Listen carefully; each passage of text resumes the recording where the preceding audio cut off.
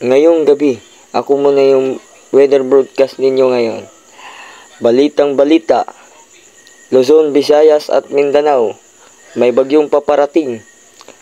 Hangin, kidlat, kulog at ulan. Balitang balita, ang bakla ginahasa, tuwang-tuwa.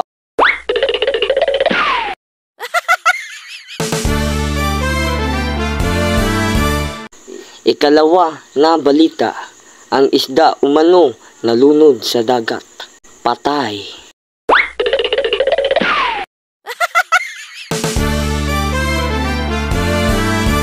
Ikatlong balita, balitang balita ngayon, may isang tao na nagmahal. Ang tanong, mahal ka ba niya?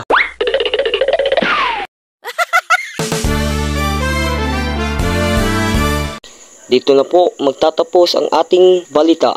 Ito po ang TV ng Bayan. Disclaimer lang po, ito po ay content lamang. And thank you sa panonood. God bless.